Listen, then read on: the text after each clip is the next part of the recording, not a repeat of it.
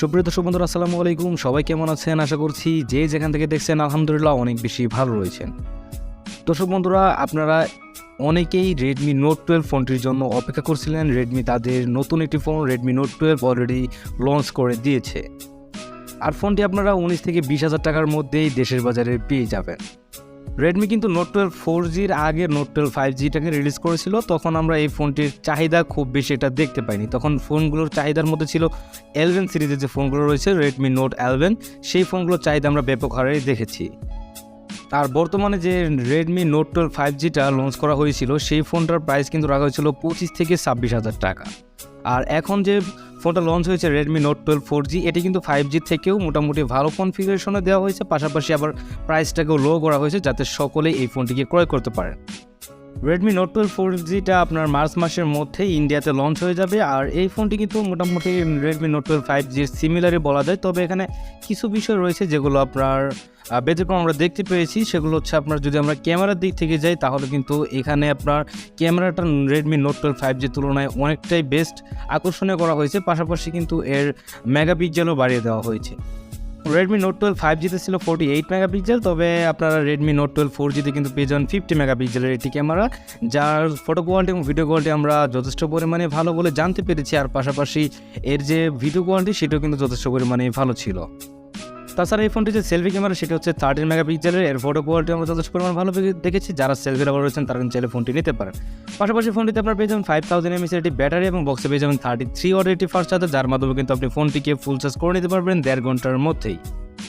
দেন যদি ফোনটির battery backup নিয়ে কথা বলি তাহলে এই ফোনটিতে যারা রাফ অ্যান্ড টাফ ইউজ করবেন, অর্থাৎ খুব বেশি গেমিং করবেন, মাল্টিটাস্কিং করবেন, তারা কিন্তু ফোনটি থেকে 6 থেকে 10 ঘন্টার মতো ব্যাটারি ব্যাকআপ পেয়ে যাবেন। এবং যারা নর্মাল ইউজার রয়েছেন, ডে টু ডে কাজগুলো করেন, হালকা গেমিং করেন, ব্রাউজিং করেন, তারা মোটামুটি 1 দিন প্লাস ফোনটি থেকে ব্যাটারি ব্যাকআপ পেয়ে যাবেন।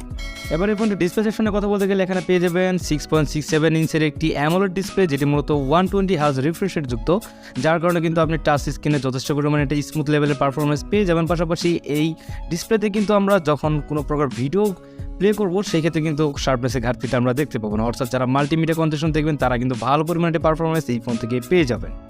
পাশাপাশি প্রোটেকশনে থাকছে কর্নিং গরিলা গ্লাস 3, আর ফোনটিতে হার্ডওয়্যার থাকছে স্ন্যাপড্রাগন 685, যেটি মূলত একটি পাওয়ার এফিশিয়েন্ট চিপসেট। আর এই চিপসেটটির মাধ্যমে কিন্তু আপনি যে কোনো প্রকার হাই গ্রাফিক্সের কাজ থেকে শুরু করে হাই গ্রাফিক্সের কন্টেন্ট এবং প্লাস হাই গ্রাফিক্সের যে গেমগুলো রয়েছে যেমন call of duty, free fire, পাবজির মতো গেমগুলোকে আপনি ইজিলি স্মুথ লেভেলে এই ফোনটিতে প্লে করতে পারবেন। এই চিপসেটটি মূলত 6 nm আর্কিটেকচার তৈরি করা একটি অক্টাকোর প্রসেসর, আর এর জিপি থাকছে Adreno 10, যার কারণে আপনি যে কোনো প্রকার গেম যখন প্লে করবেন সেই ক্ষেত্রে কিন্তু লেগ অথবা ফ্রেন্ড অফ আপনাদের চোখে পড়বে না। আরেকটা কথা আপনাদেরকে জানিয়ে দিই, সেটা হচ্ছে 685 প্রসেসরটা কিন্তু নতুন প্রসেসর। আমরা 680 দেখেছি, তবে 685টা দেখিনি। এই প্রসেসরটি কিন্তু যথেষ্ট পরিমাণে একটি নতুন প্রসেসর। আশা করছি এখান থেকে আপনারা ভালো মানের একটি পারফরমেন্স পেয়ে যাবেন। এই ফোনটা আপনারা দেশের বাজার দুটি ভেরিয়েন্টে পেয়ে যাবেন, 6GB প্লাস 64GB এবং 8GB প্লাস 128GB। এই ছিল এই ফোনটির হার্ডওয়্যার সেকশনে। এই ফোনটি হার্ডওয়্যার সেকশন কেমন লেগেছে বা এখানে আপনার কোনো মন্তব্য আছে কিনা আপনি চাইলে কিন্তু আমাদের কমেন্ট বক্সে জানিয়ে দিতে পারেন। এরপর আমরা ফোনটির ডিজাইন এবং বিল্ড কোয়ালিটি নিয়ে কথা বলি। এই ফোনটির ডিজাইন কিন্তু যথেষ্ট পরিমাণে প্রিমিয়াম করা হয়েছে, পাশাপাশি একটি আউটলুক দেওয়ার মতো ডিজাইন করাই হয়েছে বলা যায়। পার্সোনালি মতামত দিতে গেলে কিন্তু এই ফোনটির ডিজাইন আমার কাছে যথেষ্ট পরিমাণে পারফেক্ট এবং অ্যাকুরেট লেগেছে। এই ফোনটির ব্যাক প্যানেল এবং ফ্রেম কিন্তু প্লাস্টিকে করা হয়েছে। এই ফোনটির ওয়েট করা হয়েছে 183 গ্রাম, তার মানে বুঝতেই পারছেন ফোনটি যথেষ্ট পরিমাণে লাইট ওয়েট। আপনারা কিন্তু এক হাতে ফোনটিকে লং টাইম অবশ্যই ইউজ করতে পারবেন, সেক্ষেত্রে কোনো প্রকার আনইজি ফিল হবে না আশা করি। ওয়েল, এবার আমরা এই ফোনটির প্রাইসের দিকে আসি। ফোনটির প্রাইস সেগমেন্ট বিবেচনা করলে ফোনটি ইন্ডিয়ান বাজারে লঞ্চ করা হয়েছে 14,999 রুপি, অর্থাৎ 15,000 রুপিতে লঞ্চ করা হয়েছে। তবে এই ফোনটি যদি আমরা বাংলাদেশের বাজারে বা বাংলাদেশি টাকায় কনভার্ট করি সেই ক্ষেত্রে কিন্তু আসে 19,500 সামথিং এরকম আসে। তো আপনারা কিন্তু আশা করছি ফোনটি আনঅফিসিয়ালিভাবে 19 থেকে 20,000 টাকার মধ্যে পেয়ে যাবেন, এবং অফিসিয়ালিভাবে আশা করা যায় ফোনটি 18 থেকে 19,000-এর মধ্যেই লঞ্চ হবে।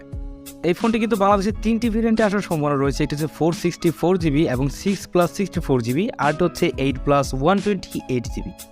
তো আশা করা যায় যেটা 4+64GB সেই ফোনটির প্রাইস আনুমানিক হতে পারে 18,000 টাকার মতো, আর যেটা 6+64GB সেটা মোটামুটি 19,000 প্লাস হবে। এখন কথা হচ্ছে ফোনটি আপনাদের জন্য ঠিক হবে কিনা। এখন যদি আমি ফোন সম্পর্কে বলতে চাই তাহলে আমি মনে করবো এই ফোনটাকে আমি খুব বেশি ভালোও বলতে পারবো না, আবার খুব বেশি খারাপও বলতে পারবো না। এটি মোটামুটি মাঝামাঝি পর্যায়ে ঝুলন্ত অবস্থায় রয়েছে। তো আমি মনে করি এখানে যদি আপনার প্রাইস সেগমেন্ট আর একটু কমিয়ে নেওয়া হতো তাহলে আমার মনে হয় এই ফোনটি কিন্তু একটি বেস্ট ফোন হতে পারতো।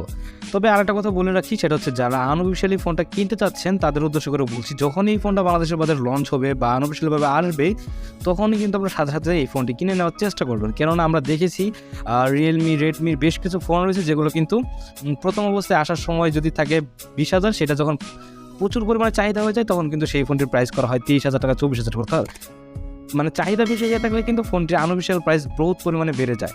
তারপরে যারা আনঅফিশিয়াল কিনবেন তারা ফোনটি লঞ্চ হওয়ার সাথে সাথে কেনার চেষ্টা করবেন। এই ছিল আজকের ভিডিওটি। ভালো লাগলে একটি লাইক দিয়ে দিবেন এবং চ্যানেলকে সাবস্ক্রাইব করে পাশে থাকবেন। ধন্যবাদ সবাইকে। আসসালামু আলাইকুম।